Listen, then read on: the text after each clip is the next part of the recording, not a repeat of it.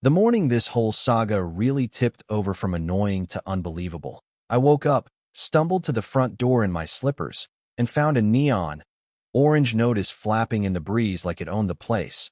Big bold letters screaming, violation. Unauthorized boats on community property. Fine. $1,500. The funniest part, if you've got a dark sense of humor like I do, is that the community property they were talking about was my shoreline, on my land, looking out over Lake Marigold, a 30-acre stretch of water my family didn't just live beside. We legally owned from muddy bottom to rippling surface, and the people who taped that notice to my door, the mighty Silver Birch Lakeside Association, had no clue they were trying to find the guy who actually owns their favorite fishing hole. My name is Ethan Cole, and this lake has been the heartbeat of my life since before I could walk. My parents, Robert and Linda Cole, scraped and saved through the 70s to buy what was then just a rough lot and a wild lake outside town. No gated community, no streetlights, just trees, water, and sky. And my dad, a carpenter with more grit than sense, built our house with his own hands, while my mom graded spelling tests at the kitchen table and walked to the little elementary school where she taught. We didn't just live near Lake Marigold, we lived in it, on it, because the deed my parents signed all those years ago didn't just include the yard and the dock. It included the whole lake bed and the water rights, a weird quirk of how Redwood County sliced up the old parcels back, when this was still farmland and logging roads, and that tiny legal detail, buried in paper and ink, would eventually become the nuclear button I never wanted to push, but absolutely had to. For most of my childhood, it was peaceful, almost boring in the best way. The nearest neighbor half a mile away, everybody within 5 miles known by first name, summer days spent with a cane pole in my hand, my feet dangling off the old dock my dad built, watching bass swirl in the shadows while my golden retriever Rusty snored in the grass. Then the developers came.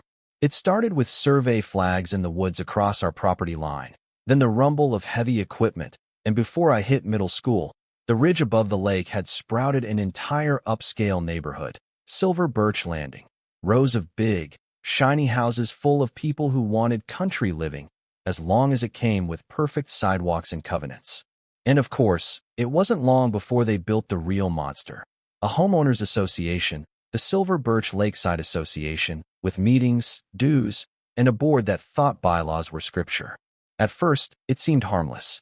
Some guy in a polo shirt and 2 white teeth showed up at our door with a fruit basket, introduced himself as a representative, told my parents how excited they all were to have us as legacy neighbors, and politely suggested we join the association for everyone's benefit. My dad, Robert, was polite but blunt. "We're happy for you folks, but we're staying as we are." And that should have been the end of it, except people like them and people like Brenda Caldwell don't know how to take no for an answer. Brenda showed up after the fruit baskets. She lived in the biggest house on the hill, had the biggest SUV in the cul-de-sac, and the biggest appetite for control. When she became president of the HOA, it was like someone gave her a crown and a scepter. The clipboard under her arm might as well have been a weapon. The letters started first. Concerns about our non-conforming dock, our unpainted boathouse, the natural vegetation along our shoreline that didn't match their manicured lawns. My dad would sit at the kitchen table, face getting redder with each paragraph, muttering, "We're not in their subdivision, they can't tell us what to do." And he was right, legally, but that didn't stop them. Soon, 2 board members from Silver Birch Lakeside Association came marching into our yard, pointing at our trees like they'd personally offended them, telling my father our rustic look was dragging down property values. He stood there with his arms crossed, jaw clenched, and when he came back inside, he told us, "They're trying to strong-arm us into joining." And my mom just whispered, "Can they really do that?" "No," he said, "not legally." But the stress had already started chewing at him. The harassment evolved over the years. Phony fines we ignored, concerned letters about our gatherings, bogus calls to county inspectors, even animal control showing up because someone claimed we had dangerous wildlife on our land, which was hilarious if you saw Rusty, who would probably trade his soul for a tennis ball. But stress doesn't care if you're technically winning. My mom's hair went gray before her time. My dad developed high blood pressure, and still they refused to cave, repeating the same mantra. This land is ours. This lake is ours. We are not joining their club. I left for college with a knot in my gut, calling home every week, hearing them downplay things, say, "It's fine, don't worry," in the same tone people use when they absolutely don't want you to worry. After graduation, I got a remote job and moved home, set up my laptop in the spare room overlooking Lake Marigold, and tried to be another pair of hands and another spine against the slow squeeze of Silver Birch Lakeside Association, now fully weaponized under Brenda Caldwell. She had a new toy, the HOA Fishing Club. They'd crowd our shoreline at sunrise, lines cast right along our boundary, stomping through my mom's flower beds, leaving trash, pretending every inch of that water was some kind of shared amenity and not, deeded property. One morning, I overheard two of them mutter, "The old guy's health is bad. The wife looks worn out. Once they're gone, the HOA will finally get this eyesore in the lake." And I remember my blood turning to ice and fire at the same time, because they weren't just waiting for my parents to die, they were planning around it. A few months later, my dad had a heart attack. He lived, but he was never the same, and the HOA vultures circled closer, Brenda showing up with her best fake sympathy face, talking about how hard it must be to maintain such a big property at your age, and how the association had members ready to make a generous offer. My mom, hunched from arthritis but still fierce, told her, "This is our home. We're not selling." And Brenda's smile tightened into something sharp and cold as she warned that pressure on non-conforming properties will only increase as the community grows, which is HOA code for "we're not done with you." Within a year, my dad was gone. 18 months after that, my mom followed him, and before she went, she made me promise two things: keep the land, keep the lake, and never let Silver Birch Lakeside Association bully me into giving up what they had sacrificed their lives to protect. Standing by that hospital bed, I held her hand and swore I wouldn't. I inherited the house, the woods, and most importantly, the full title to Lake Marigold, including the lake bed and water rights, something the HOA had never bothered to confirm because they were too busy assuming they were the center of the universe. I stayed, alone now, keeping the gardens my mother loved, repainting the boathouse, maintaining the dock, dropping HOA letters straight into the recycling bin, still trying to live quietly by the water, not knowing that grief, unemployment, and their greed were about to collide in the ugliest way possible. About 6 months after my mom passed, my remote job got downsized out of existence, and there I was, mid-30s, alone on a gorgeous private lake, with a decent savings cushion but no income, staring at the water one evening and thinking, maybe this place can finally take care of me the way we've taken care of it. That's how Marigold Lake Outfitters was born. I did it by the book, permits from Redwood County, insurance, safety plans, the whole deal. I built a small shed near the dock, bought kayaks, canoes, a couple of pedal boats, basic life jackets, marketed to families and photographers who wanted quiet, clean water instead of the overcrowded public reservoir. And by spring, I had real bookings, regulars, and for the first time in a while, hope. That's when the orange notice appeared on my shed. Unauthorized commercial activity on community property. Fine, $1,500.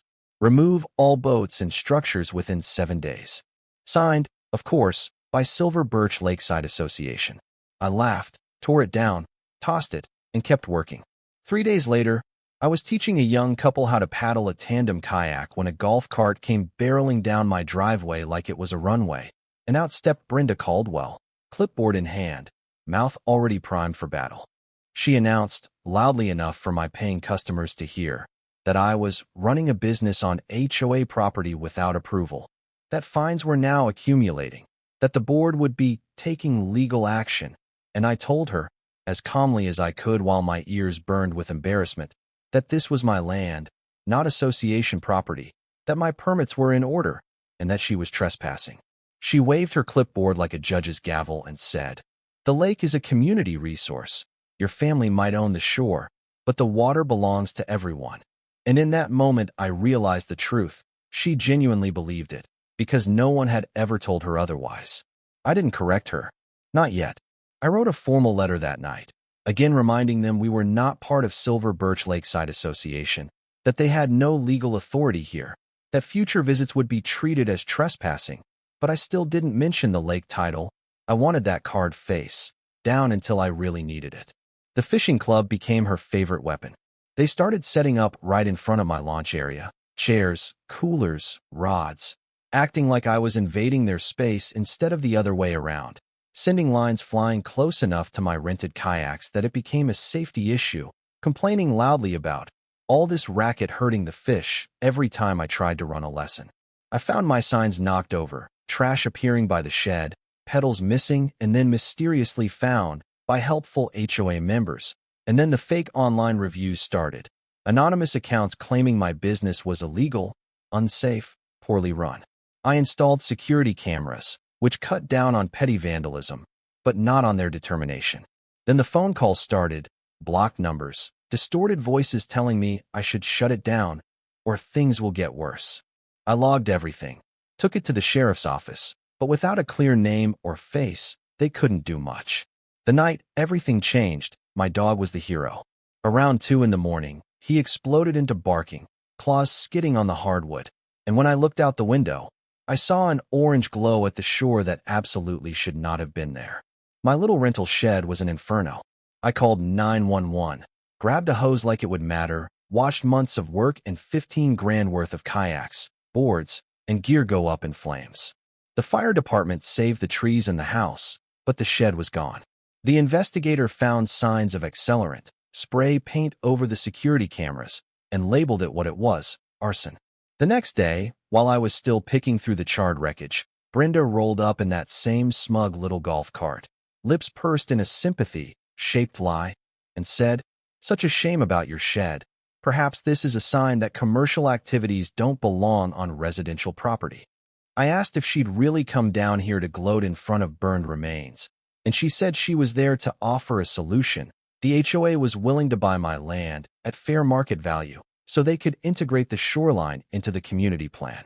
My hands were shaking by then, but my voice came out steady enough. Get off my land. And if I find out any of your people had anything to do with this, I'm pressing every charge in the book. She left with a little parting shot. Why fight a community that clearly doesn't want you here? That afternoon, an unmarked envelope showed up in my mailbox, a ransom note-style message cut from magazine's reading. Next time it's the house. Leave. I turned it over to the sheriff, added it to the case file, and realized I had crossed a line inside myself. I was done just enduring, done hoping they'd get bored, done trying to be the calm one. It was time to pull the deed. I sat down with our old family attorney, Martin Hale, the man who'd helped my parents swat away HOA nonsense years earlier, and told him, "I want this settled once and for all. Who owns Lake Marigold?" He pulled the records, read through the filings, and finally said, "You do, Ethan. Entire lake bed, water rights, all of it, clear as day. They've been fishing, boating, and playing on your private property for years with nothing but your family's goodwill between them and a trespassing charge." "Good," I said. "Then let's stop being nice." We drafted certified letters to every household in Silver Birch Landing, enclosing copies of the deed, explaining that while my parents had informally allowed community use of the lake, the harassment, interference, vandalism, and now arson had forced me to revoke that permission completely. Effective immediately, Lake Marigold was closed. No more fishing club. No more community lake days. No more anything without my written consent. At the same time, I had weatherproof private property, and no trespassing, and no lake access signs posted all around the shoreline. The explosion was instant. Phones ringing off the hook, neighbors furious, calling me selfish, dramatic, unneighborly. Brenda convening an emergency HOA meeting where she tried to tell everyone my claims were bogus, until a real estate attorney who lived in the subdivision stood up with my deed in hand and said, "No, actually, this is airtight." The fishing club decided to test me anyway. They launched their boats just like always, paddled right out onto my lake in open defiance. And instead of yelling from the shore, I called the sheriff, handed over copies of the letters and property records, and watched as deputies motored out, warned them, and escorted them off the water, explaining that the HOA had zero authority to grant access to land or lakes they didn't own. Repeat offenders got charged. That didn't make me popular, but it sent a message. Backed into a corner, Silver Birch Lakeside Association did what bullies always do when someone finally pushes back. they tried to lawyer up and scare me. They filed a lawsuit claiming Lake Marigold was a historic community resource, accusing me of discrimination for denying members reasonable use, demanding a court order forcing me to reopen access and tear down the signs. Instead of folding, I told Martin to hit back. We countersued, not just for harassment and interference with my business, but for attempted conversion of property, defamation, and, if we could find a link, conspiracy connected to the arson and vandalism. Then discovery started, and that's when we realized this wasn't just about a lake or my family. It was about a whole lot of stolen money and a very corrupt board. Financial records didn't add up. Tens of thousands in dues vanished into consulting and maintenance, paid to shell companies registered to Brenda Caldwell's husband and the HOA treasurer's brother-in-law. Emails between Brenda and Gary Nolan, head of the fishing club, talked about making sure I couldn't operate, about escalating pressure so I'd beg to sell. Suddenly, this wasn't just my war. It was about every neighbor who'd ever written a dues check and trusted these people to act in good faith. The day we walked into court, Brenda still had that HOA president swagger, the kind you get from years of people flinching when you clear your throat, but it didn't last long. The judge looked at the deeds first. It took about 5 minutes for her to declare, on the record, that Lake Marigold was indisputably my private property, that Silver Birch Lakeside Association had no easement, no right, no claim, and that their attempt to dress entitlement up as historic use was legally meaningless.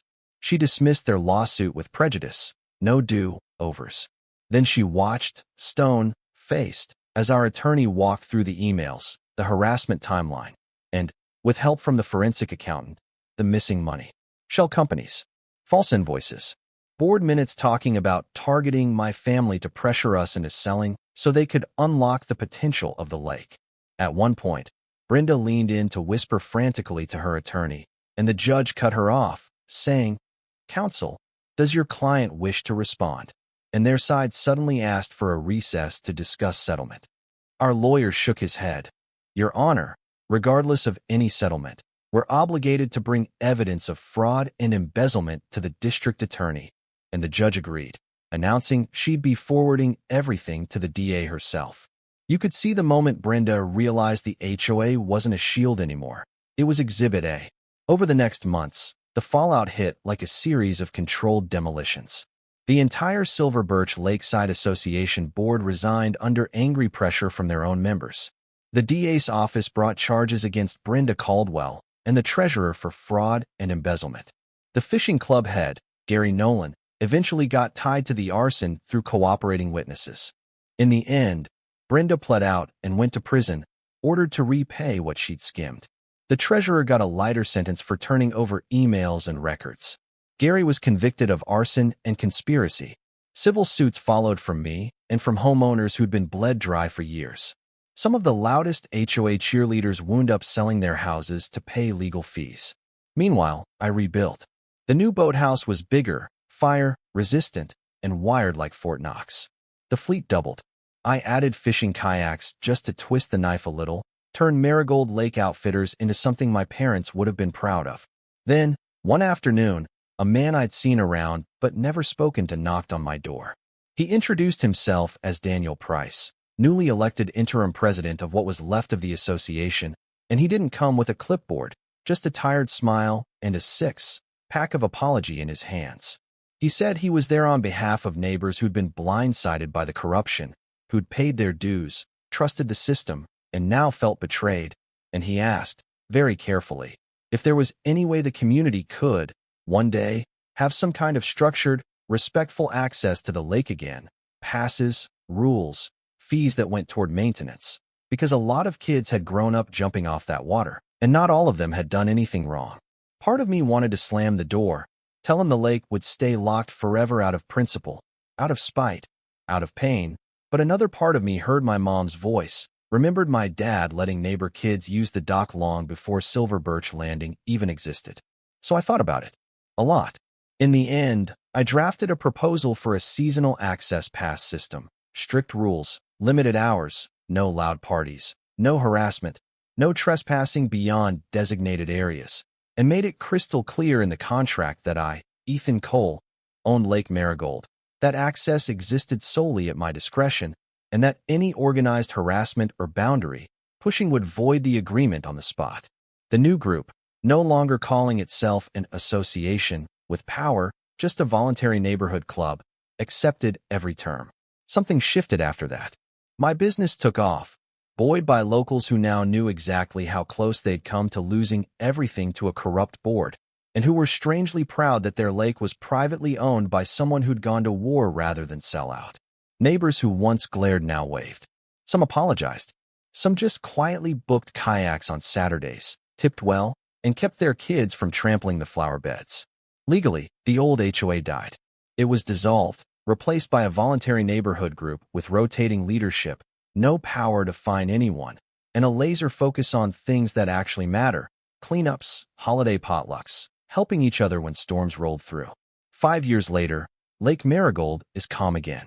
The Lake Pass system runs smoothly, my business is guides on payroll, and that little boathouse that once went up in flames is now the busiest, happiest spot on the shore. The former president moved states away after her sentence. The arsonist sent a letter from prison that I read once and filed away. And the people who live up on the hill now mostly just want what my parents wanted decades ago: a safe, decent place to live. I kept my promise to my mom. The land stayed in the family. The lake stayed under our name. And more than that, we turned something ugly, years of harassment, threats, and fire, into a community that finally understands where the line is and what happens when you cross it. Some evenings I sit on the dock with a beer, watch the sunset stretch across the water, and think about how close I came to walking away, selling out, letting them win, and I'm grateful I didn't, not just for me, but for every neighbor who now knows you don't have to bow to a title on a letterhead when you're in the right, and you've got the paperwork to prove it. So let me throw this back to you, because I'm curious. After hearing all this, do you think I was right to slam the gate on the lake and make them learn the hard way? Or should I have tried to compromise sooner, before it got to arson and lawsuits? And if an HOA came after your home or your family's legacy the way they came after mine, would you stand your ground like I did, or take the money and run?